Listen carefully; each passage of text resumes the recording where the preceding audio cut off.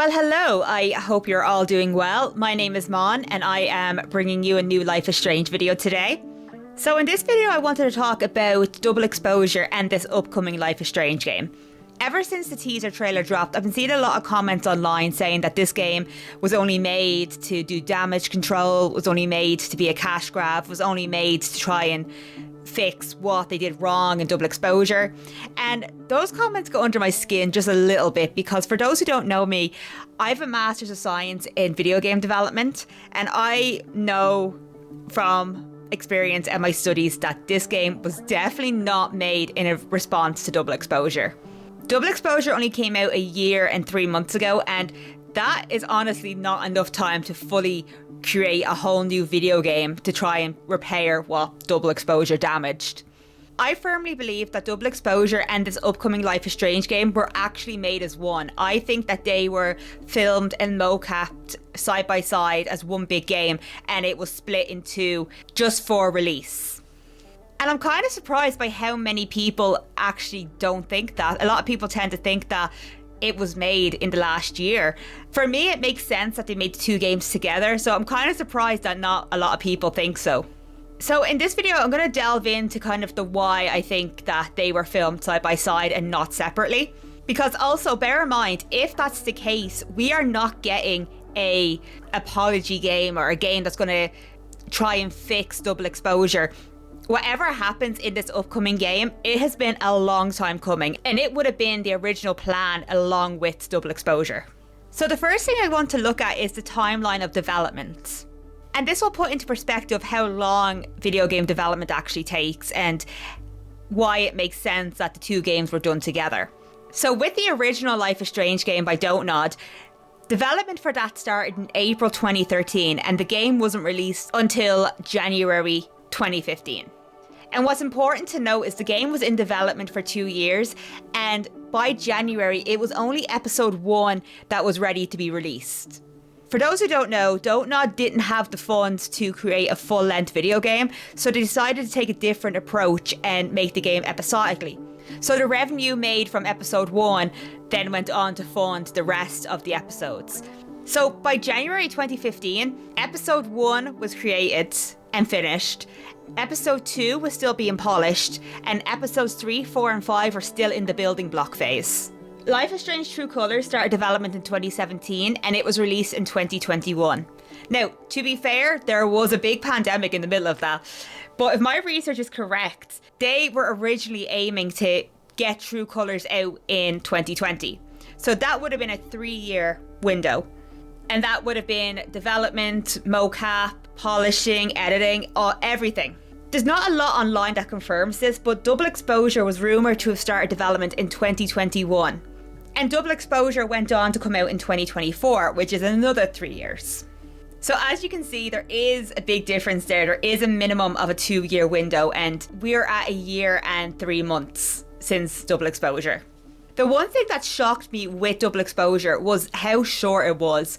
I thought I was only going to be able to get through one episode a night because of the typical length of the episodes, but I was able to finish 2 episodes a night, and that was pretty short, and I explored those episodes inside out. So I was very surprised at how short the episodes were. So making 2 games in that 3-year gap actually makes sense to me, because I think double exposure was very short, and I think that to make double exposure alone would have taken less time in terms of mocap and in terms of recording. And studios are split into departments, so it is possible to release double exposure while having the other games still being in development. And with the layoffs Deck 9 has seen in the last few weeks, it appears that the teams were being let go as their work was being completed. And if they were making a whole new video game from scratch, I don't think it would be at all possible. If they had nothing done for the next game after double exposure, I firmly believe it would have been cancelled, because they would not have had the funds to create it. They would not have had time to make it either. And with the amount of layoffs they've had, they would not have the staff to create it either.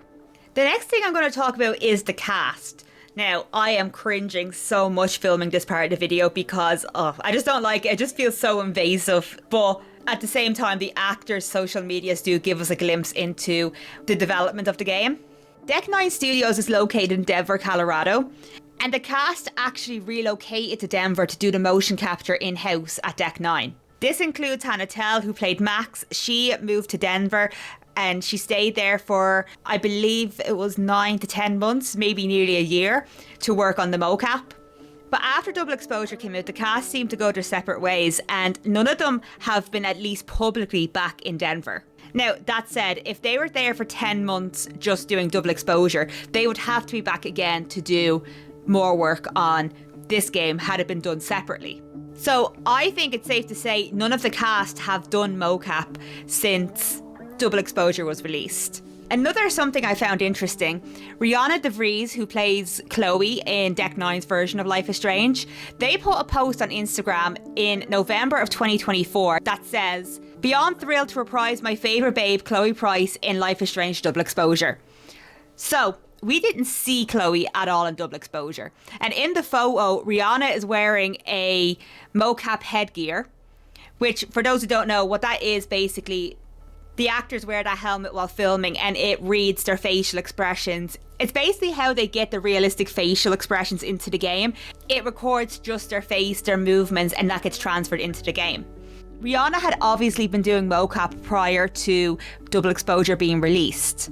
And that mocap would not have been for Double Exposure because we do not see Chloe.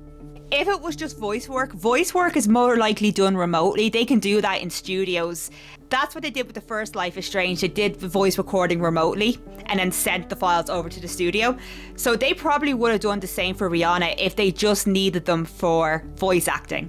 So I think Rihanna did their part as Chloe and they were done and dusted before Double Exposure came out. I think it was all done as one big game. And what I find really funny is that we never see Chloe in Double Exposure. And the fans thought that Deck 9 were just working very hard to erase her. Chloe's online profile picture was a skull hand, I believe it was. Max's picture for her was the blue butterfly. So we never see her aside from that photo in Max's room. And everyone thought they were just working hard to erase her and get her out of Max's life. But in reality, I think that they were just trying to make a build up to Chloe coming back and getting her character model and revealing what she looks like now. If that is the case, I will say it could have been done differently.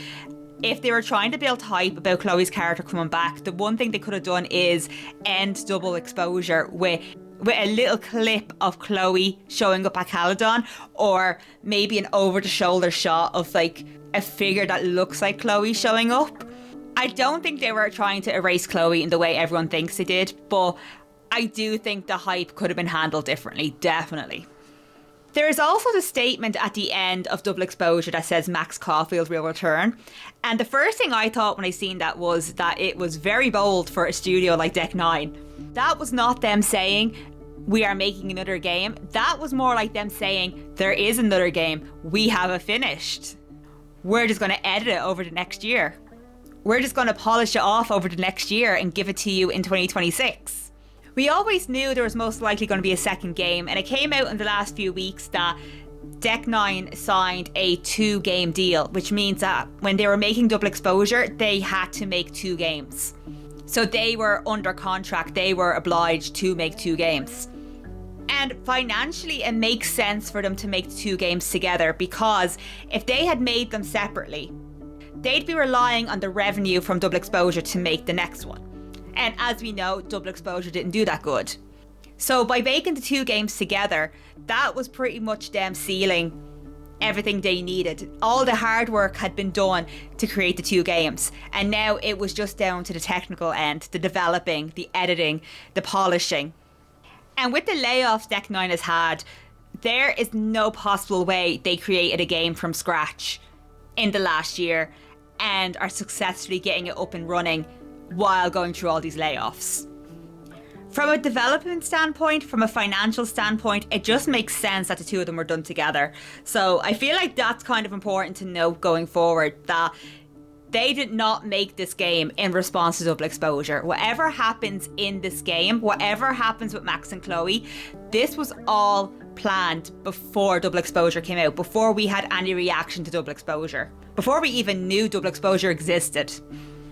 I feel like a lot of people are going to be criticising it based on Double Exposure, being like, oh, we didn't like this, so they did that. I feel like it's important to note that this upcoming Life is Strange game is not them going, oh shit, the fans weren't happy, let's bring back Chloe. This is something they had in the pipeline for ages now, possibly since the very beginning. So I'm very curious to see what these two games are like together. I am curious to see the story Deck 9 are trying to tell here.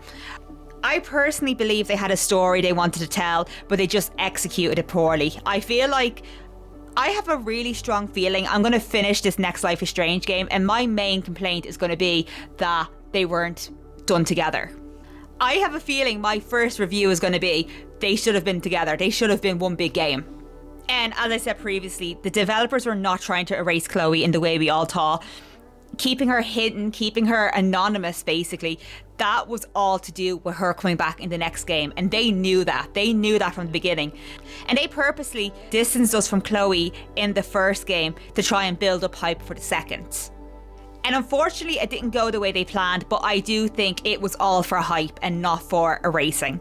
Again, I feel it would have been much better to replace the Max Caulfield will return with a little teaser shot of Chloe showing up on the campus. Like, imagine a scenic view of Caldon, and next thing you just see a person walk into frame, and it's their, like, the back of their shoulder, back of their head, and it looks like Chloe, and then we're left going like, holy shit, is that Chloe?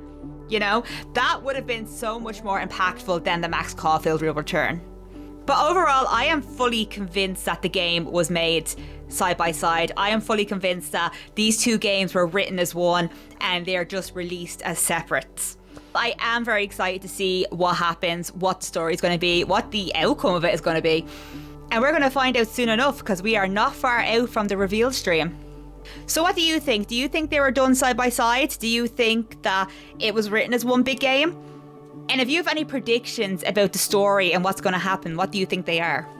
Let me know in the comments, and I will see you soon for the reveal stream.